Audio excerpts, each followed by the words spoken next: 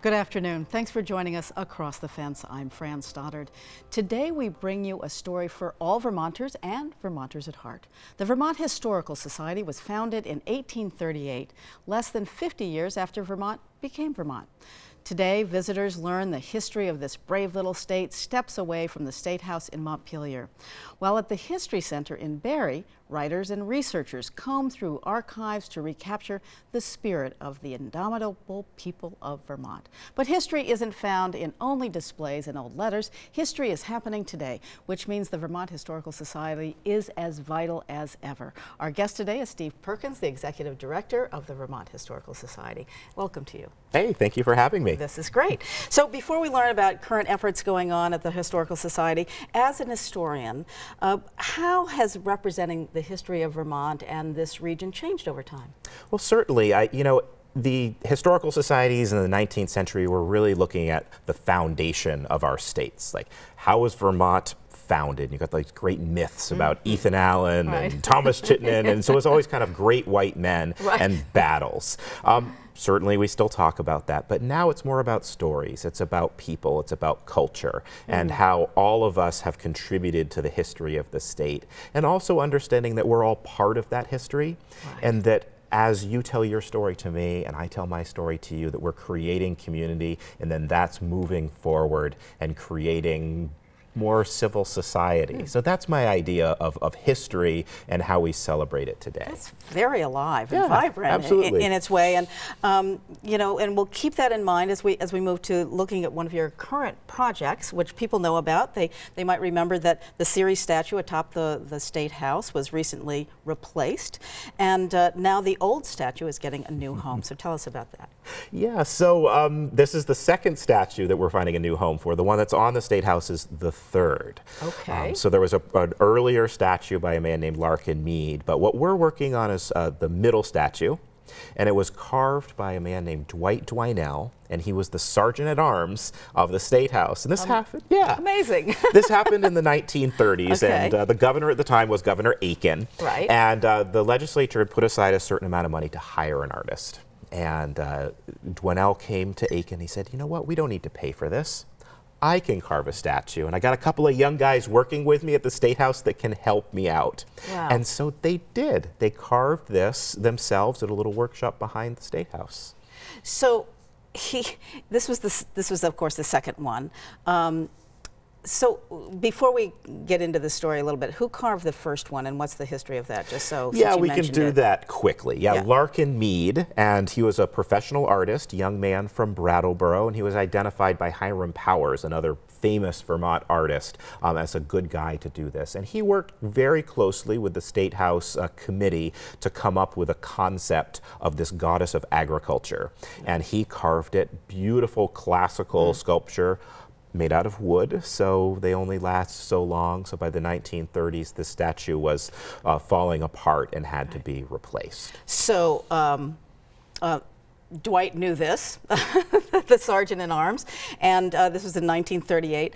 Some people actually were concerned that it was more folk art than fine art. I mean, here's this guy that's not necessarily trained, and his guys doing that. But I love that idea. I think it's a great idea. It's very Vermont, and it's very Vermont in the early 20th century. You know, let's do it ourselves. You know, as Calvin Coolidge said after the flood of 27. You know, we can take care of our own sort of mentality. And the statue is beautiful in its own way, and we talk about folk art, and really that definition of folk art being that by an untrained artist as opposed to somebody who went through an academy, and that's Dwight Dwinell, and it has a look, it had a feel, and it's the statue that as Vermonters, you know, 3 generations know that as the statue of agriculture. Absolutely, it's certainly what I knew. And he did the head, and he had his guys did the body. They did. Yeah, they took a whole bunch of planks of ponderosa pine, glued it together. I mean, there's screws, there's rebar pounded in there to hold it all in place to make a chunk of wood. Right. And then they carved it.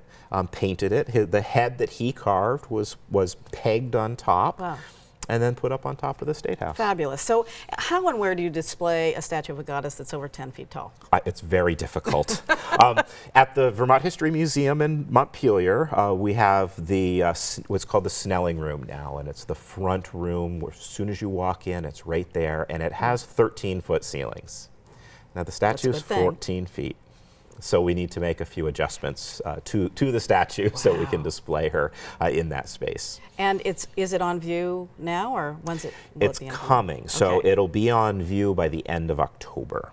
So we're working really quickly right now to prepare that room. We're repainting, fixing the plaster, redoing the floors, getting new cases, and then the statue itself is being conserved. Okay, and you told me that it was wet when you took it down. Like, yeah. Wow. So it needed to get dried out. It was just always in a constant state of wet. It was almost like something you'd pull up out of the lake bottom. It had so much water in it. And so the fear was that it would turn to powder as it dried, but it hasn't.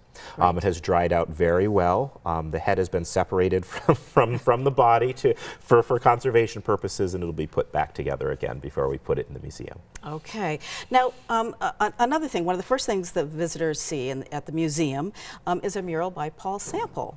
So what's the history behind that? Yeah, so this is another great project that we've done in the past couple of years to redo the lobby of the museum.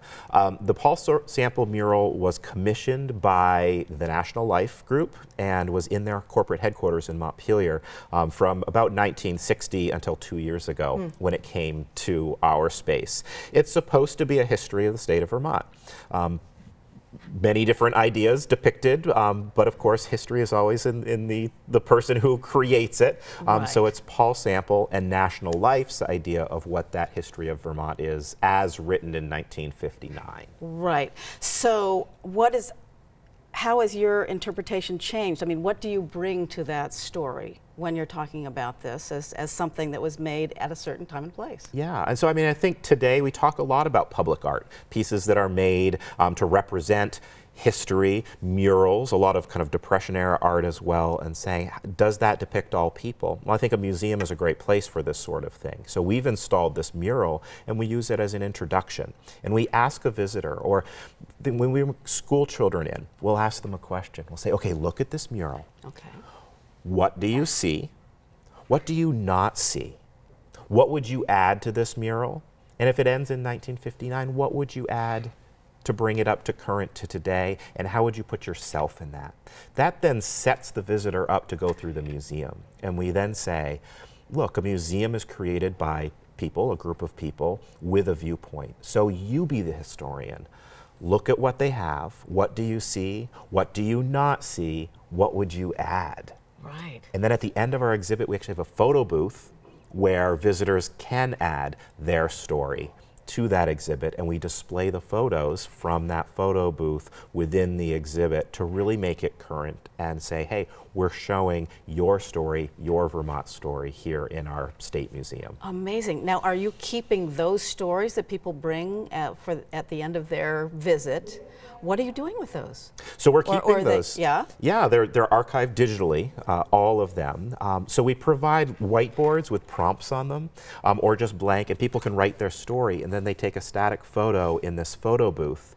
Those photos, slightly curated, and because we have kids that go through and do some pretty funky things in there, and those are displayed on monitors within the exhibit amongst historic images of Vermont. So you may see an old painting or a photograph from the 1930s or the 1980s, and then you see these photographs of people who maybe visited a week ago telling why they like Vermont, how they moved here, why are they visiting, what's their story. Wow. So are Vermont teachers, I would imagine, have they also embraced this new idea about history, or is this has been going on for the last decade or two, that history is really about something very different than I grew up with? Yeah. Well, I think, Vermont doesn't have a statewide curriculum anymore, and so how history is taught is very much reliant on teachers, and that is a plus in many cases, but also a real job for us as a historical society to reach out to teachers around the state and say, let's incorporate state and local history into that classroom, because students are encouraged to learn how to be historians, how to read primary sources, how to understand the past, but not necessarily required to learn facts the way you and I were, Right. which I think is great. So let's teach kids to love that past and how to explore it and how they link themselves to it. Wow, that's fantastic, and I love the way they come in and look at this mural and understand how change has happened with everything historic. So how can people learn a little bit more about the Historical Society? So the best way is to go on our website, and that's www.vermonthistory.org. You can give us a call, 802-479-8500, or come visit the History Museum in Montpelier. Right.